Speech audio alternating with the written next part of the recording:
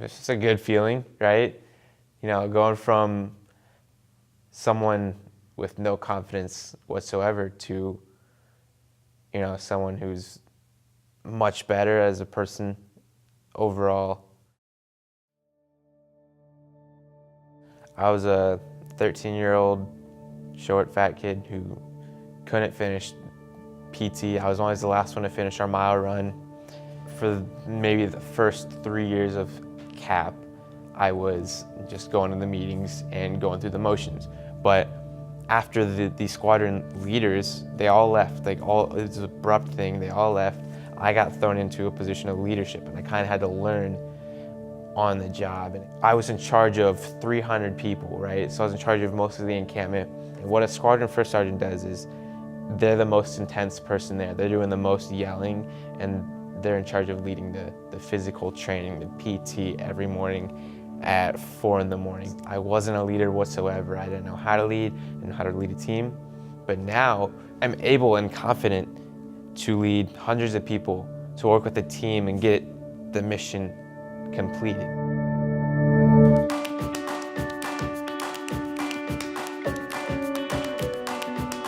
So growing up, I wasn't necessarily entrepreneurial minded at a young age. I was spending my days on video games, playing Minecraft, playing Call of Duty, whatnot. One day I saw my friend Jesse Hart. He had a lawn sign. His face was on it, he had his name, Jesse Hart's Lawn Mowing Service. I thought that was the coolest thing in the world. We helped him fix the lawnmower, riding lawnmower, and the world was at his feet. We put together a flyer. I went around the neighborhood, knocked on doors, asked if I could mow their lawn for 20 bucks. My neighbors actually started to appreciate that. It was a good start because honestly, the neighbors were pretty impressed with his work ethic because he was only like 11, no, 10. But he found that that wasn't his passion, so he didn't stick with it. But I did see my mom running her own blog post sort of deal. She had a website, she would sell essential oils. I saw that she was running her own business. She was her own boss. I thought that was cool. Before he had his license, I like to listen to different podcasts, and he was a captive audience in my car. So he would listen along with me while I was learning all these business skills, podcast, leadership type stuff. And honestly, I did it because I knew he was kind of interested in it, but I knew if I said, hey, go listen, he wouldn't. But in the car, he was stuck, so he did, and it worked out perfectly. I talked to my friend Caleb. We wanted to get a YouTube channel started up, maybe earn some ad revenue from that, get that on the road. Eventually we came up with Vitaphobic. Still to this day, I have no idea what Vitaphobic means. It was sort of a YouTube channel / graphic design business where we maybe post short films to the YouTube channel, but also offer logo design services, icon, game, cover designs, rendering, things like that. 2015, I realized Vitaphobic makes no sense, and I wanted to kind of come up with a cooler, shorter name. So somehow, no idea how, once again, I came up with the name Them. And Them was supposed to be a graphic design business. It was going to be Vitaphobic, but name changed. So I hopped on Photoshop, designed a fake magazine cover, kind of announcing the rename. I published that to social media, got a good response, people liked it. And then I saw this one comment that said, "Are you starting a magazine?" And literally my thought was, that would not be a bad idea.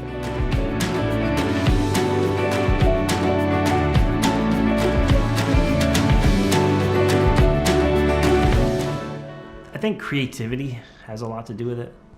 It was something coming from him. It wasn't somebody telling him, you have to go get a job, you have to go do this, you have to make a magazine. People fed him ideas.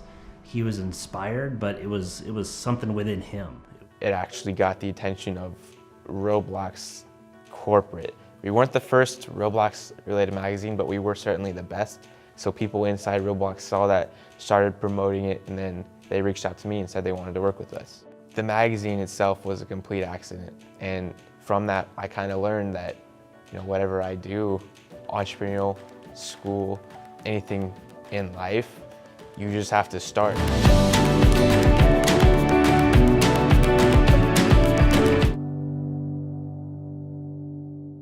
As parents, we realize our kids don't always want to listen to us. So I purposely prayed in people in his life. Like seriously, I was, as a mom, was stuck on what I knew he would receive from me. So my mentors in business, but also a lot of life, is Ted Baker, the executive director of the Innovation Connector in Muncie, and then Ron Brumbarger. He's the president of Apprentice University, which is the school I go to in Indianapolis. What makes both of them good mentors to me specifically is, one, they're both of faith, so they're both Christians, and they both have the same mindset as myself. They also have been through what I've been through, but to a greater scale, and they also have a lot more experience than I do. They're mentors that do the kind of things he wants to do. They're entrepreneurs. They've owned their own businesses. They're creating things, and he sees that. Yes, that's what he wants. So he realizes the value of listening.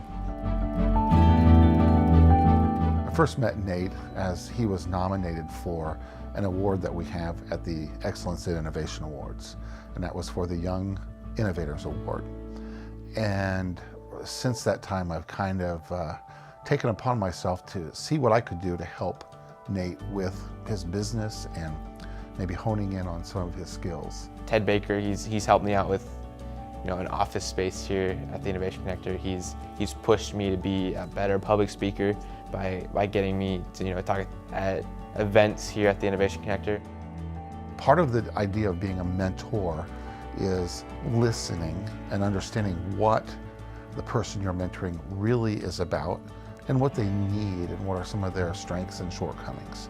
Is the person that you're mentoring coachable?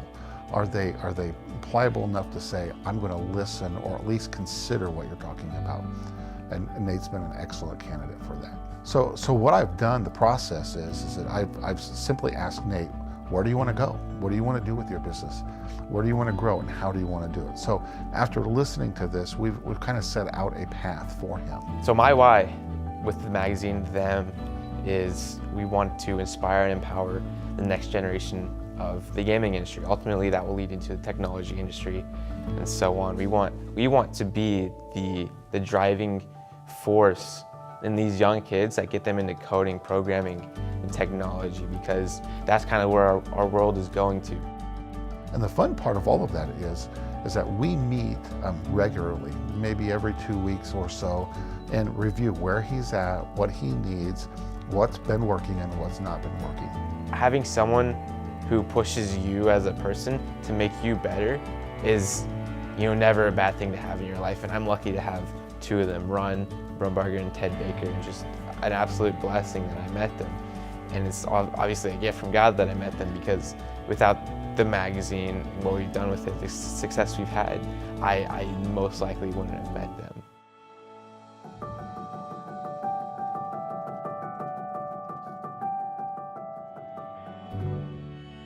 Yes. Well, let's just put it this way. If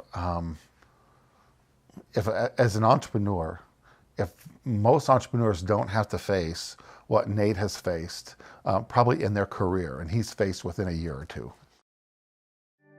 So, let's say it's coming to the end of soccer season. We're at nationals, the national tournament. I don't have my computer, just my phone, and I log on to Twitter after getting 5 billion notifications on my phone to realize that our Twitter accounts, both my personal and our company accounts, have been hacked into by a specific hacking group. So what they do is they do this for a living. People pay them to hack into accounts, emails, PayPal, social media, and someone had essentially hired a hit on us. And this group got into our social media, started posting the worst things that I've ever seen. Like, it's almost illegal. I think it is illegal what they posted to 13,000 followers. Like I said, I only had my phone, and this is 3 hours away from my house. Tons of people are seeing this. It's all over, Roblox news. People are covering this.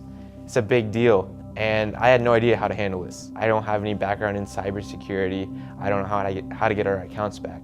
And what I did is I called my mentors, Ted Baker and Ron Brumbarger. They too have never experienced something like this. No one's hacked into their social media and their emails. So they got into our emails as well. I've had some of these panic phone calls and panic emails saying, help, what do I do and how do I do this? That's what I'm there for. That's what mentors should do. Yeah, we ultimately got our accounts back, but that was a crazy situation because it was stressful. A lot of people knew about it. My entire soccer team and their parents knew about it.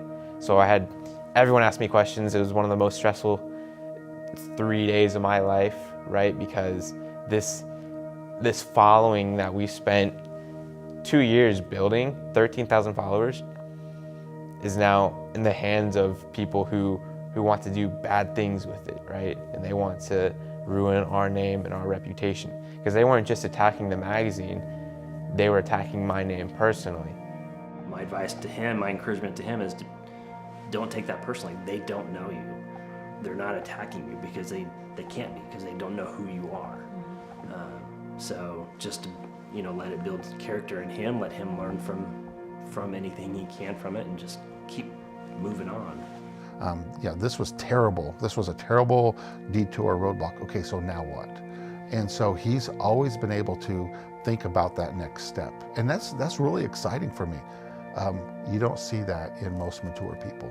And so I'm really encouraged, because if that's the way he acts in really, really tough times, that's the way he treats people, that's the way he works with people.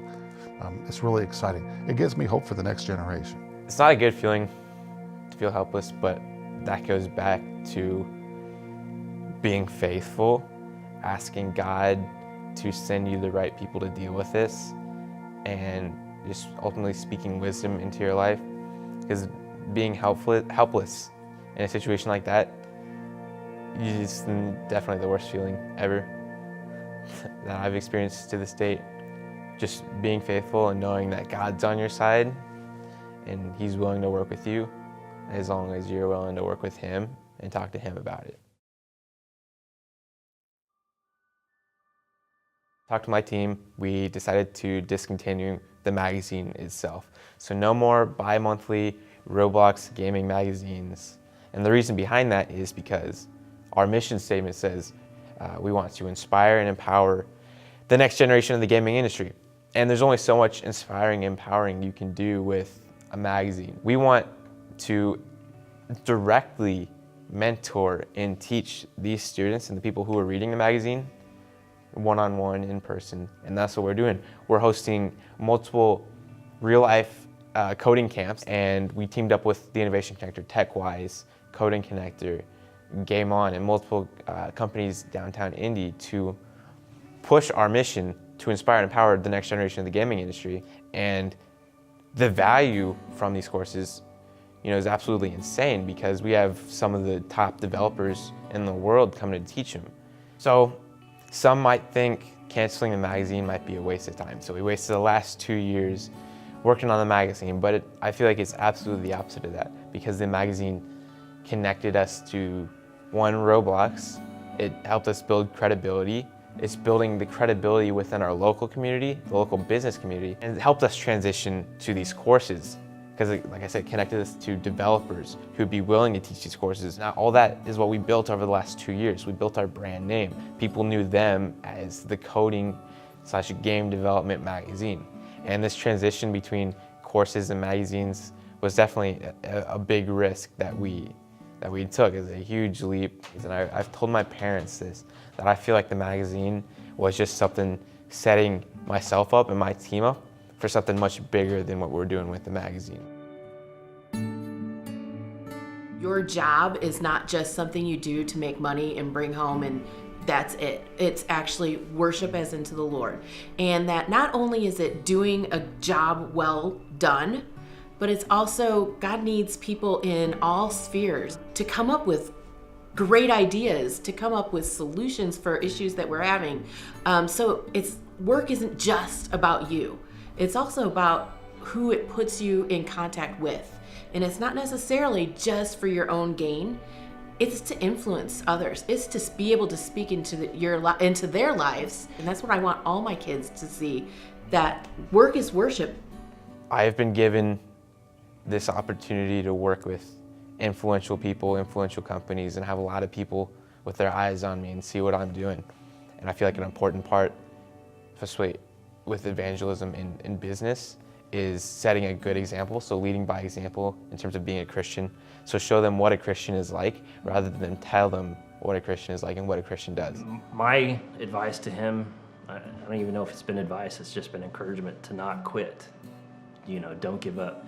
I think he sees that there's some kind of design going on here. There's some kind of direction in his life that, you know, I think, and that's where I think I see him start to acknowledge God. He said, yeah, I see what God's doing.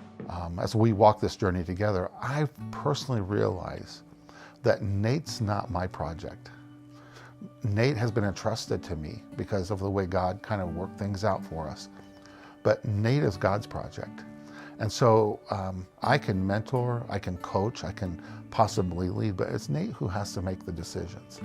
And God's got Nate's destiny, God's got Nate's journey, you know, in his hands. And so it's kind of exciting to be part of that, but I don't control it. Before I got into all this business stuff, I was a fat, lazy kid who was playing Minecraft till 4 in the morning until my parents barged in and, you know, told me to get off, right? I was shy, too scared to talk to anyone, and really just didn't know where I wanted to go in life. But through the magazine and through the people I've met, I've developed leadership skills, public speaking ability, and grown as a person. I believe, so God gives everyone a gift, right? And your gift to God is doing something with that gift. And I feel like I've been gifted in the world of entrepreneurship, business, networking, and my gift to God is going to be actually doing something with that. And that's what I'm doing.